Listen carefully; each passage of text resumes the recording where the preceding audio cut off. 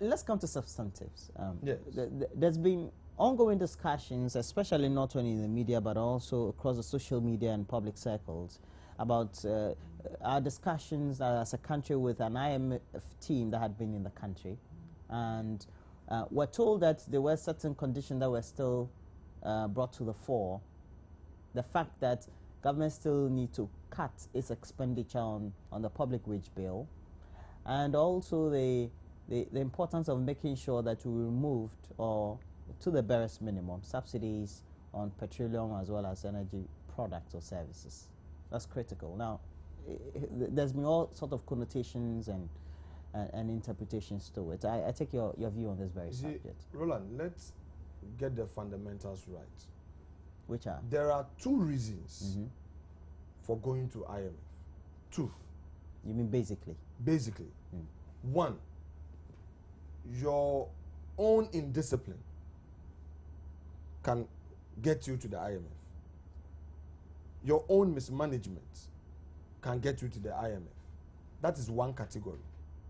The second category is where you have been confronted by some, I will put it, natural economic challenges. For instance, we had a world economic crisis, and you are facing, such crisis. It's having. You mean you've also been influenced or affected? You are affected. I mean, and it's throwing all your economic indicators out of gear. You need a buffer. You need some support from, the IMF to be able to stabilize. Like, for instance, the Ebola thing, which is affecting some countries like Sierra Leone and Liberia. Obviously, it's affecting business, and that can compel them to go to the IMF for a bailout or for some support to cushion certain aspects of the economy. It may not necessarily be as a result of their mismanagement of their own economy or their inability to take certain long-term rational decisions to support economic growth. In our case, Ghana, we are going to the IMF because we aren't getting our policy priorities right. Two, we are going to the IMF because certain loans that we procured to support economic growth have not been properly utilized. And we had so much deficit. 2012 deficits, I mean, it's unprecedented. If you match it with the loans we had within just 4 years, as compared to over 40 years where succeeding government did not even take so much facilities, and we still came back 2013 in serious deficit, we're having crisis. Early this year, we had advised government on its expenditure trends. Now look at your expenditure, unbudgeted expenditure that go beyond the appropriation that we've approved as parliament. It is not going to help you. But government did not budge. Eventually, when the realities were hitting them in the face, they had to go to the IMF. Right now, they've been going to the IMF. It's not it's not free lunch. They are giving you conditionalities. So the question is that on your own, you could have taken certain decisions to identify certain priority areas, inject capital in there, but you didn't. Now the IMF is telling you that, look, do this before we do this. Do this before we do. I mean, it's a big shame. Let's look at even the temporal stabilization of the city. That's temporal stability that... What do you mean by temporal? It's not temporal. Well, it's temporal because... It's just started. Please. It's temporal because, Roland, we've had injection of the cocoa money, almost over 2 billion. Huh? You are talking about the Eurobond. That is also coming in. The sudden repentance of the governor of the Bank of Ghana, now listening to us that policy of controlling dollar would not help. Now it's giving people the confidence to now take away their dollars from their bedrooms and put them at the banks. So at least some positive speculation is helping the city. Now, because we are having the injection of these funds, we are getting almost 3 billion injection. Obviously, the city would be stable. However, it depends on how it is used, how it is utilized. Then you can say that the stability could be sustained. But as we speak, you cannot measure the stability of the city as a result of production. You are not measuring it based on increase in exports. Rather, there is a reduced import because businesses are closing down. Businesses cannot afford. The cost of doing business is very high. So these are the variables that we need to look at. We are getting city stable because there's huge injection of money into the system. And you're thinking that all these steps that have been taken are just very much infantile. They're not stable enough in the long term. It depends. Objectively, in all sincerity, it depends on the decisions that this government will take for the next quarter.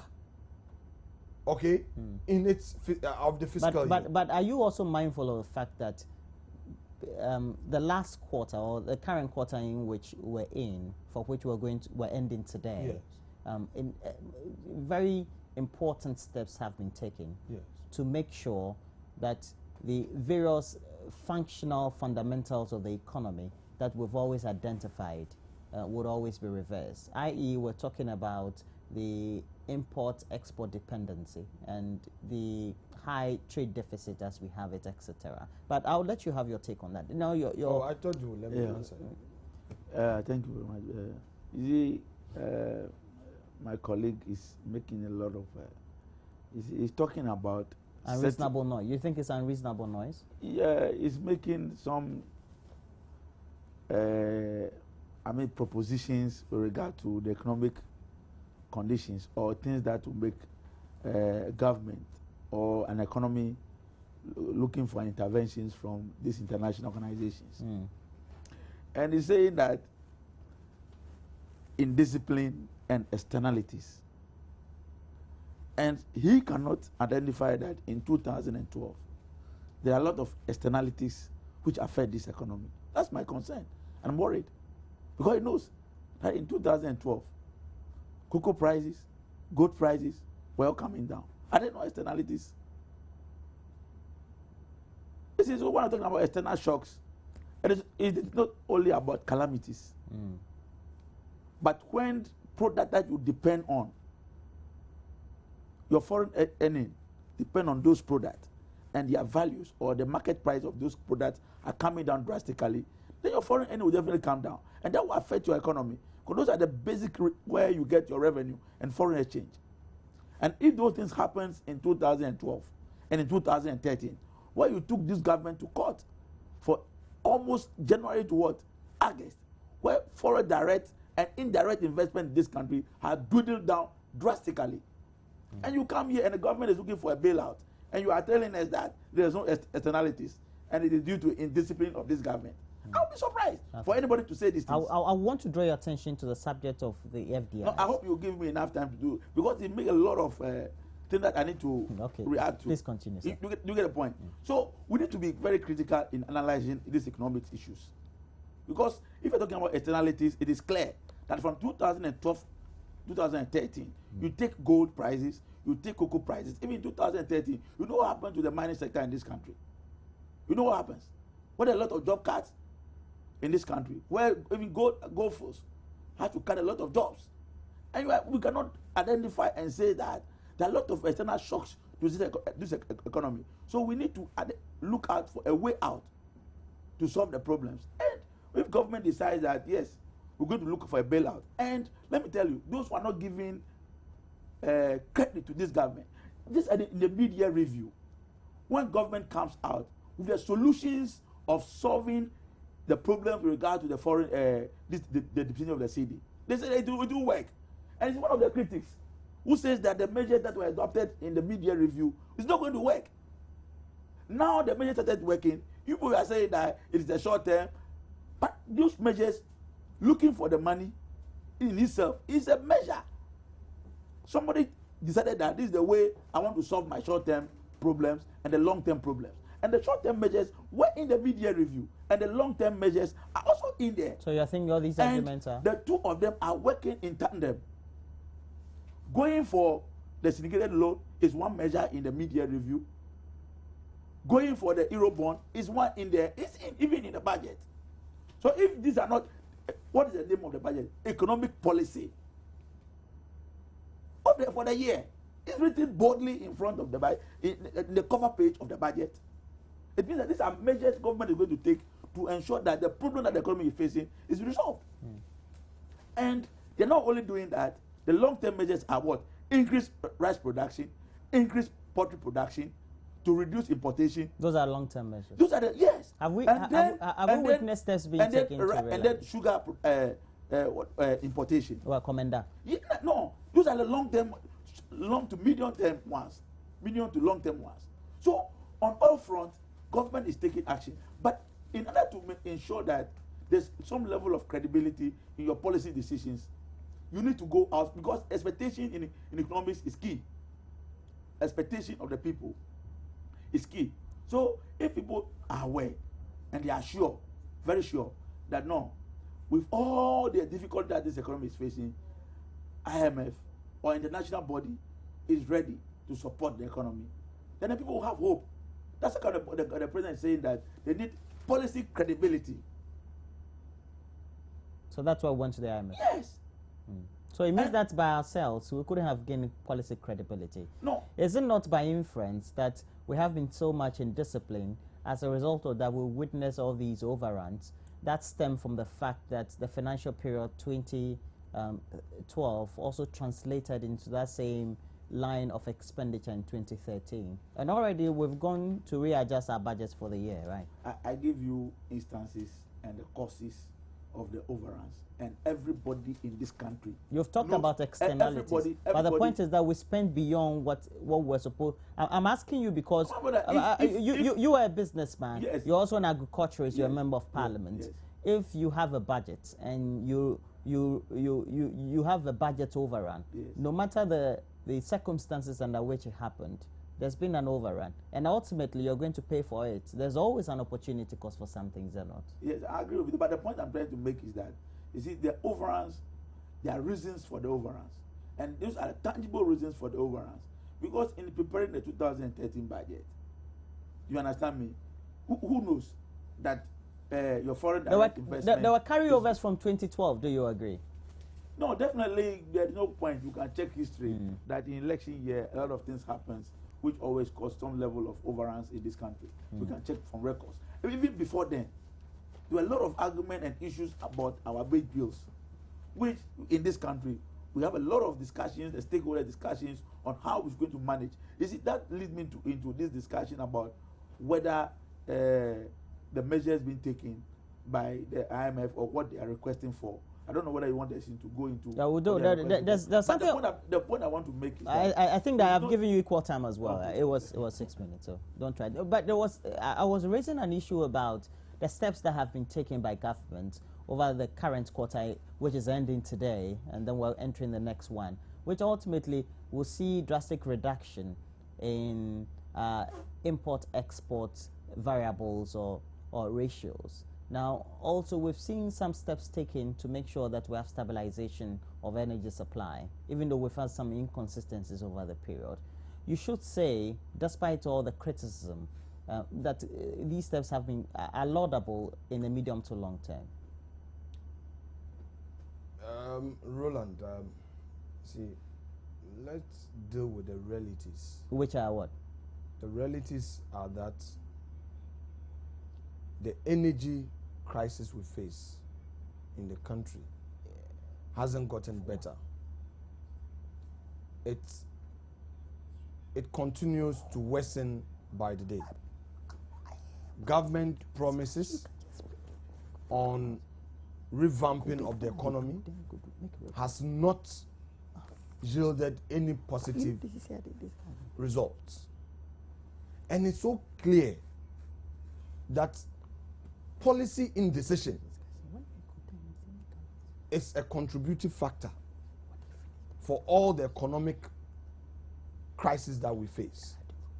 Look, we are in a lean season. And even in a lean season, the cedi has been suffering. The cedi depreciation, only had a breather when we had this injection of cocoa money. And I'm saying that to immediately applaud yourself and say that you've done well through your medium to long-term policy decisions would be a big mistake, because we are yet to enter into the peak season. We are now entering October, November, December, where demand for goods would increase. People would have to import and all that. If today you say that, look, your economic woes are as a result of external shocks and the court's case, I mean, you'll be insulting the intelligence of Ghanaians. You will be insulting the intelligence of Ghanaians. When His Excellency has said that the economic fundamentals are sound, you have borrowed more than any government ever. In fact, from 1957 to 2009, all government... But they were borrowed to undertake projects. Oh, I'll get there.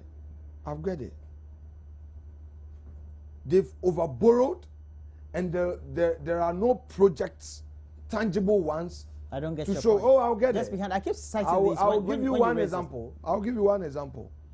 They took a loan from the bond market, 200 million, for the SADA thing, right? They were supposed to start a guinea fowl project, importation of tractors, tree your planting. explanation. I am to date, not a single tractor has come. Not a single tractor. That 19 million. To date, the 35 million, which is the difference between the amount received by SADA and the amount received from the bond market, which are 200 million, Ministry of Finance has not been able to account for that. Where is that 35 million? Okay. So I am telling you that if we go on and on and on, there are several of such examples to tell you that, look, you have not been disciplined enough, you have overspent, and that has affected the economy. Don't talk about external shocks. Which external shocks? Give one example of external shocks. And now you tell me that when in an election, a losing party decides to choose the path of peace, you will turn around and say that that path of peaceful resolution has affected the economy. That's an insult on the intelligence. So you are telling others that next time where there is an election dispute, people should go on the street and pick machetes and guns? No.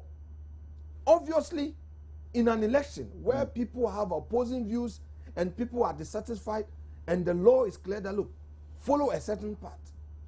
President Mahama was ruling. He appointed his ministers. Parliament was in session. Everything was going on normal. You were taking economic decisions. You had your policies right. So if in so doing, you could not put yourself together, you were getting, as it were, incompetent people to man state institutions, as your own party people have been talking about. Don't turn around and say that election petition has contributed to your economic failures. Please, let's get things straight. Are you supporting the private sector? Look at this year's initiative. It's an initiative that I applaud. A laudable one, a tenable one. Unfortunately, the private sector has been totally cut off. The private sector is not involved at all. Association of Ghana Industries, I checked with them. They are not in any way involved. How do you achieve success? Instead of implementing policies that will help the generality of Ghanaians, you implement partisan policies that in disguise are aimed at only supporting your party foot soldiers. How do you expect to achieve economic success? And when they talk about it, you try to defend your stance by talking about external shocks and then election petition. Please, let's... To you think those are just excuses? Please, I mean, now we've come to the crunch. The point is, from all that he's raising, what he just wants to put forward is that there's not been priority in what the expenditure should be, and I don't think he means that the loans have just been taken and spent in luxuries, etc. Now the IMF is saying that we need to make sure we remove subsidies. We take a look at our public wage bill, and that ultimately is also going to affect the number of workers we have and what we need to do, the categories we need to make go on early pensions and things like that, just to reduce the size. Yeah. Yes, quickly. Yeah. You see, there's one thing that I always say, and my colleagues have been making these assertions on different platforms, that when you are a parliamentarian and you say that this country has taken a loan and they don't know what to do with the loan, I have a difficulty. I always have a difficulty with that position, because there's no loan that will come to parliament that is not tied to a specific project. Ghana will not go for loan just to spend. The loan is always attached to a particular project. You understand me?